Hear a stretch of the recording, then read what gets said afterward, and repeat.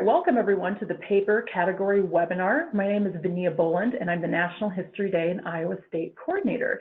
And here with me today is National History Day student Anna. Anna, do you want to introduce yourself and share a little bit about your National History Day experience?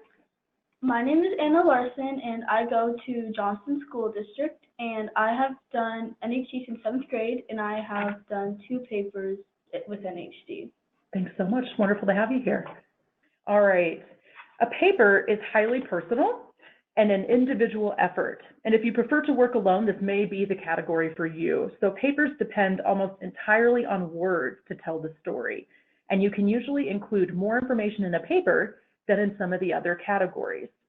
But the paper category does not require a process paper to be submitted in the project. So today we're going to talk about the different elements of writing a paper, and Anna's going to give us some advice on how to make it a powerful paper.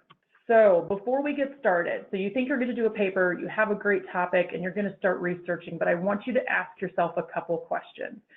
First, do I feel comfortable working alone? And can I keep myself on track? Since you're not in a group, this is really an individual effort, so you want to make sure that you're working according to your schedule, that you're getting everything turned in time, and that you feel comfortable working alone.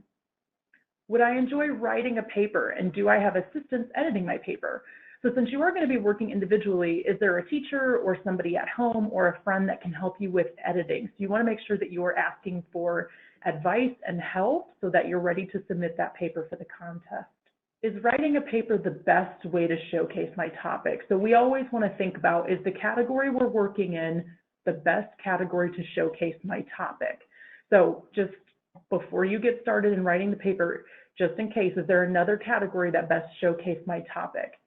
All right, so let's talk about getting started. So we have our topic, we know we're going to do a paper.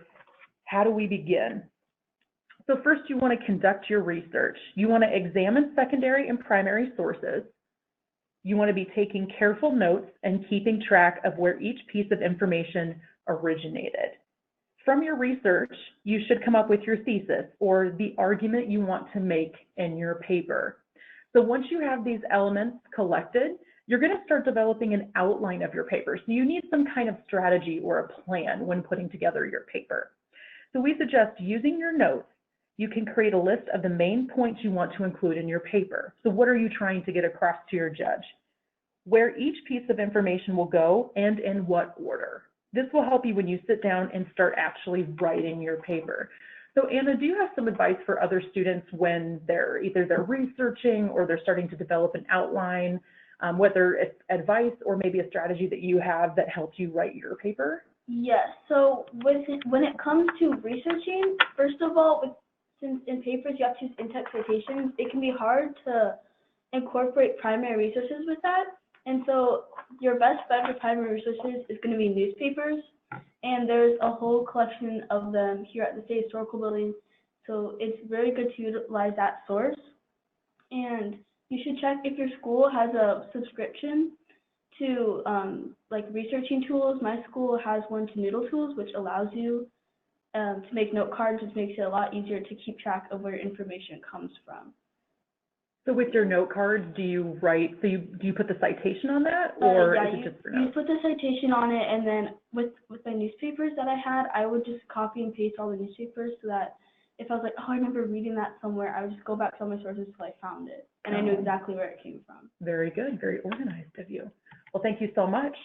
So we're going to start talking about actually writing that paper. So we've got our research done, we've got our note cards, we've got those notes we've taken, we've got the information. So now we want to start putting everything together. So very first thing is that introduction or that thesis statement. You might want to begin by writing your introduction in which you state your thesis or your argument. So the introduction. Your introduction should tell the reader where you intend to go with the rest of your paper. So the body, or what we like to say is the heart and soul of your paper, the body. The main part of your paper is where you can make the case for your conclusion and present your evidence, the primary sources, and your analysis of how they support your thesis. So this is your research that's going to support your claim or your argument of that historical significance of your topic or how it made an impact. The conclusion. Your conclusion is like the summary of your paper. It should summarize your main points and prove your thesis. So you want to reiterate why your topic is important in history, the short-term, long-term impact, and make a connection to that theme. So Anna, do you have any advice or suggestions or maybe some ideas when you were working on your paper that helped you with these 3 sections, or how did you just kind of attack writing? Yes. So when I was writing my paper, I didn't do this, but the district judges told me this was a good tip. So they told me to write my introduction and conclusion last so that it better matches what the paper really ended up being about, and they're more like bookends and they match each other. So I would do that. And so with an outline, kind of back to that slide that we'll see on this slide, for me, there's more to these 3 points. You also want to make sure you include background information because that can sometimes be forgotten, and analyze the theme in your paper. That's really important and is often overlooked because NHD is more than regurgitating the information that you researched. So just another quick question. When you're writing your paper, did you save it on a Google Doc, or how did you kind of keep yourself organized when writing? I kept it on a Google Doc, and that was also useful because when I had teachers edit it and look at it, they could just leave comments, and I knew exactly what it was, and that was very useful. All right, so let's talk about those contest rules, making sure that we're ready when we go to contest. Historical papers must be between 1,500 and 2,500 words. Each word or number in the text of the paper counts as 1 word. This includes student-composed text as well as quotes from primary and secondary sources. The 2,500 word limit does not apply to notes, the annotated bibliography, illustration, captions, and appendix material. Appendix material must be referenced in the text of the paper. Extensive supplement materials are inappropriate. Use of appendices should be very limited and may include photographs, maps, charts, and/or graphs only. So in addition to the contest rules, I've had a lot of questions over the years about what an appendix is and is it necessary for National History Day. So I want to go over a couple things first. So first, the answer is no. The appendix is not required for a History Day project. You're welcome to utilize one for your paper, but it's not required. Judges are not going to be looking for it. An appendix, what is it?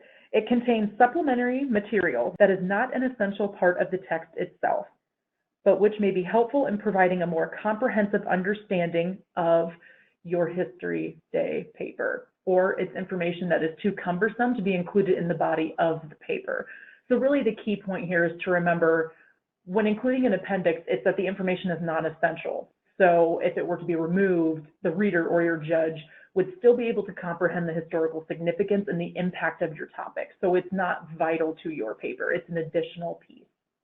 So as stated in the last slide, the National History Day Contest Rulebook does say that appendix material must be referenced in the text of the paper. Use of appendices should be very limited and may include photographs, maps, charts, and/or graphs only. So I would highly recommend, if you're thinking of doing an appendix, talk with your History Day teacher or maybe an English or language arts teacher in the school to see if they think it's necessary, and just to make sure that it's following the protocol of the citation style you would like to use. I do have something to add on this. Yeah, go right ahead. If you go onto the nhd.org site, you can find examples of the National History Day winners on there. And some of them will have appendix and some of them won't, but they are very good examples. Yeah, that is a great piece of advice. It's always good to kind of see what other individual writers are doing. All right, so let's talk a little bit about the citation policy. So I've had questions about which one should be used for papers. MLA, or Modern Language Association, or Chicago Manual of Styles, Chicago Styles. Both of these citation styles are allowed in History Day. So if you're writing a paper, just keep in mind you're allowed to use MLA or Chicago. So MLA style typically used for papers on the English subjects, but it uses in-text citations. Chicago style is frequently used more for historic history subjects, so they use footnotes where the citation is placed at the bottom of the page, endnotes where the citations are placed at the end of the paper on a separate page. So Anna, can you kind of walk us through which citation style you use and what, if you have any advice on either of the citation styles?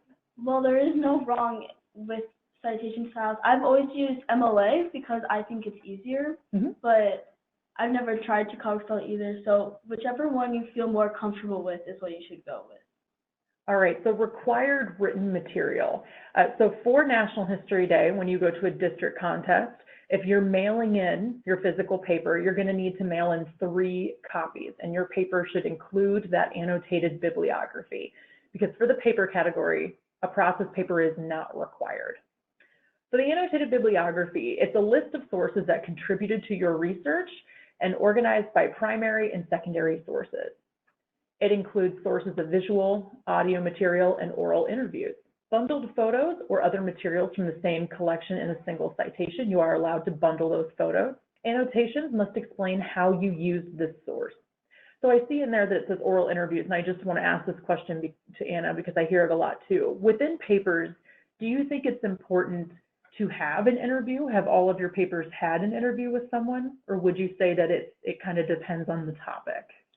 Well, none of my papers have had an interview, and I think it does depend on topic because the older it is, the less likely that you are going to have an interview. Mm-hmm. But if it's more recent, it might be a good thing to utilize.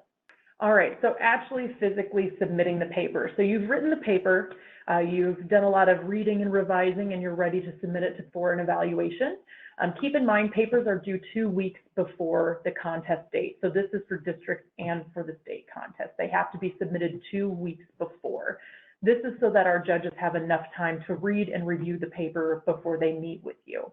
So you're going to double check your dates. So the link below is to the National History Day in Iowa website where you can look for your district contest and see what date that it needs to be submitted and how your district coordinator wants it submitted. Some district coordinators like it to be physically mailed, or they will ask you for an electronic PDF. If you have any questions about this or some concerns about who to send it to, please contact myself. My email is right there. Or if you know your district coordinator. So Anna, I just want to give you a moment too. Is there any advice you have for students when they're preparing for the contest, getting their paper ready to be evaluated? Yes. So to start with, since it's due 2 weeks before, it's even more important than some other categories to really utilize your time. So I would always set myself due dates so that I knew I had to have half my paper done by this and my entire rough draft done by this. So that helped me keep me on track. And before you submit it, I wouldn't go too crazy on the editing. Maybe just read it out loud so that you can catch all those typos. But if you just need to be confident about your paper and submit it without being worried whether that one sentence is the best it could have been.